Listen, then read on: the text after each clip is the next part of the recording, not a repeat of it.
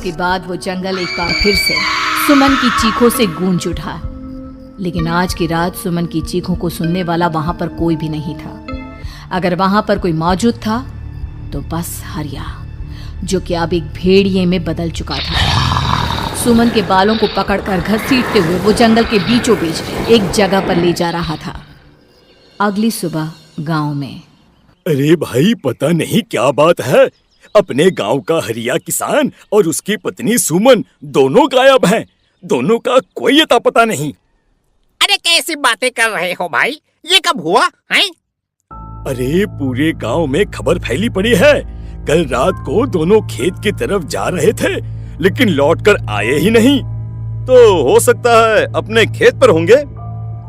पूरा गांव ढूंढ कर आया है भाई। जानते हो क्या मिला वहां पर? क्या हुआ भाई, क्या मिला? बताओ हमें क्या मिला। अरे हरिया की पत्नी सुमन के कपड़े पड़े हुए थे। शरीर का एक एक कपड़ा फटा हुआ झोपड़ी के बाहर पड़ा था, लेकिन दोनों पति पत्नी का कोई पता ठिकाना नहीं था। अरे भाई, लेकिन उसका जो दोस्त है ना रामू किसान, उससे पता करके आते हैं ना। अब तक तो दोनों साथ ही खेत पर जाया करते थे। हाँ, हमें उसके घर जाना चाहिए भाई। चलो चलो वहाँ चलते हैं, चलो। वो सारे लोग रामू के घर पर पहुंचते हैं। रामू अपने घर के बाहर बैठकर हुक्का पी रहा था। आज सारे के सारे लोग टोली बनाकर मेरे घर क्यों आ रहे हैं? क्या कोई मर गया क्या भाई? अरे कैसी बातें कर रहे हो? तुम्हारा सबसे अच्छा दोस्त हरिया और उसकी पत्नी गायब है और तुम यहाँ बैठकर हुक्का पिए जा रहे हो हैं? रामू ने अजीब सी नजरों से उन सब गांव वालों की तरफ देखा, जिसकी वजह से वो लोग एक बार के लिए डर गए। गायब है? अरे गायब नहीं है, मुक्ति मिल गई है। उन दोनों को मुक्ति मिली है। इस दुनिया में आकर हर इंसान पाप करता है और उसे उसके पापों के लिए मुक्ति मिलना बहुत जरूरी है। अरे ये कैसी बहकी बहकी बातें कर रहे हो भाई, हैं? और इसका चेहरा अजीब सा क्यों लग रहा है? लगता है दोस्त के मरने का गम बैठ गया है। पागल हो गया है शायद ये पागल। ये बात सुनते ही रामू चीख कर जोर से चिल्लाते हुए कहता है, पागल मैं नहीं हूँ, पागल तुम सब हो। और ये शैतानी जंगल अब तुम में से किसी को नहीं छोड़ने वाला, सबको खा जाएगा। याद रखना मेरी बात। शैतानी जंगल? कैसा शैतानी जंगल? लगता है रामू पागल हो चुका है। हमें यहाँ से चलना चाहिए भाई। चलो चलो चलो। तभी रामू की पत्नी बाहर आती है। नहीं, आप लोग इनकी बात का बुरा मत मानिए। 2 दिन पहले हरिया के साथ खेत पर गए थे। जब से वहाँ से आए हैं तब से ऐसी ही बातें कर रहे हैं। भगवान जाने ऐसा क्या देख लिया उन्होंने, खेत में कुछ भी बड़बड़ाते रहते हैं। लेकिन गांव के लोगों ने कमला की कोई बात नहीं सुनी और वो सब वहां से चले गए। रात अब धीरे धीरे ढलने लगी थी। तभी अचानक किसी ने धीमी सी आवाज में रामू को पुकारा। रामू, आ जाओ, मैं तुम्हारा इंतजार कर रहा हूँ। और सुनो, अपनी पत्नी को साथ लेकर आना, नहीं तो काम अधूरा रह जाएगा। ये आवाज सुनते ही रामू के चेहरे पर शैतानी मुस्कुराहट आ जाती है। वो धीमे कदमों से अपने घर के अंदर आता है। क्या हुआ? तबीयत ठीक है ना अब आपकी? मैं तुझे अपने साथ खेत पर ले जाने आया हूँ, चल। मैं तुम्हारे साथ कहीं नहीं जाने वाली। मुन्ना गहरी नींद में सो रहा है और उसे अकेला छोड़कर मैं तुम्हारे साथ खेत पर नहीं आ सकती। वैसे भी तुम्हारे उन खेतों में भगवान जाने कौन सा राक्षस घूम रहा है, मुझे तो डर लगता है। रामू गुस्से में दांत पीसता अपनी झोपड़ी से बाहर आ जाता है और कमला गहरी नींद में अपने बच्चे के साथ सो जाती है। तभी अचानक रात को रामू की झोपड़ी के ऊपर एक साया वही गाना गुनगुनाते हुए घूमने लगता है जो हरिया के मोबाइल में बजा करता था। मैं मौत हूँ, मौत हूँ, मौत जो बसरी है चारों ओर, जो आएगी कहीं से भी निगल जाएगी सबको। मैं मौत हूँ, मौत, अब मैं छोड़ूंगी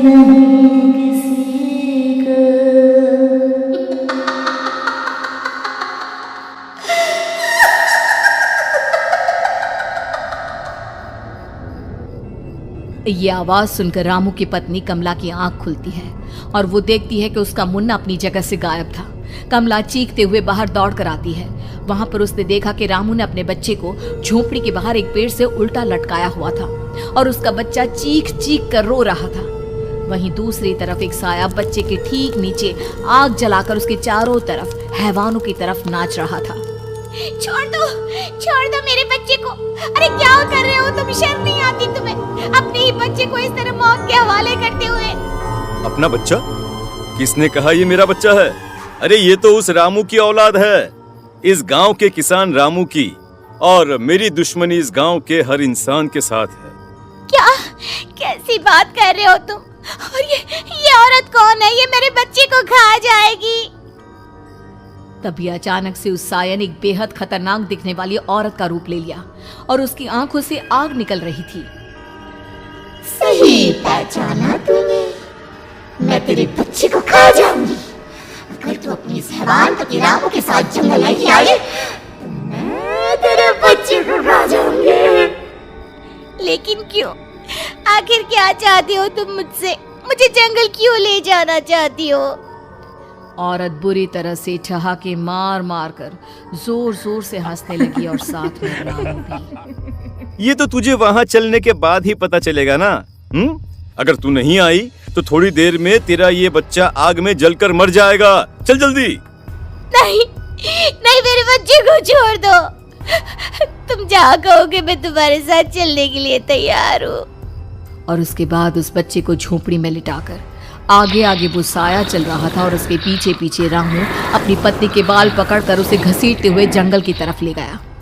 जंगल में जाने के बाद, कितनी खूबसूरत हो तुम। आज की रात बस तुम और मैं एक दूसरे के साथ रहेंगे। मुझे तुमसे बहुत डर लग रहा है। तुम्हें क्या हो गया है? तुम तो बिल्कुल ठीक थे। वो होगा जो हमारे बीच होना चाहिए। तो आओ आओ, अपने आप को मेरे हवाले कर दो। कमला ने डर की वजह से अपनी दोनों आंखें कसकर बंद कर ली थी। रामू ने बुरी तरह से चीख कर कमला से कहा, आंखें खोलो अपनी और मेरी तरफ देखो। कमला ने जैसे ही अपनी आंखें खोली उसने देखा कि रामू एक खतरनाक खूनी हैवान में बदल चुका था। कौन हो तुम? जाने दो मुझे। क्या चाहते हो मुझसे? वही जो एक आदमी एक औरत से चाहता है। मैं तुम्हारा पति रामू नहीं, बल्कि इस जंगल का एक भेड़िया हूँ, और आज की रात तुम्हारे खून से अपनी प्यास बुझा जाऊं। और उसके बाद वो जंगल कमला की दर्दनाक चीखों से गूंज उठा। अगली सुबह कमला के कपड़े भी जंगल में उसी तरह पाए गए जैसे कि सुमन के पाए गए थे। इस घटना के बाद पूरे गांव में दहशत का माहौल था। अपने माँ बाप की मौत और गांव में हो रहे इस तरह की घटनाओं की खबर सुनकर किशन शहर से गांव लौट आया था। अपने माँ बाप की बेदर्द मौत की वजह से वो बहुत परेशान था। तभी अचानक उसे अपने घर में खाट के नीचे पड़ा हुआ वो मोबाइल फोन मिला जो उसने अपने पापा हरिया को गिफ्ट किया था। अरे कितने प्यार से पापा के लिए मोबाइल फोन लेकर आया था। इसे एक दिन भी काम में नहीं ले पाए। और आखिर कौन है जो गांव में इस तरह की हत्याएं कर रहा है? क्या है इन सब के पीछे? क्या है? मुझे पता करना ही होगा, वरना एक दिन पूरा का पूरा गांव खाली हो जाएगा। इस गांव में एक भी जिंदा इंसान नहीं बचेगा।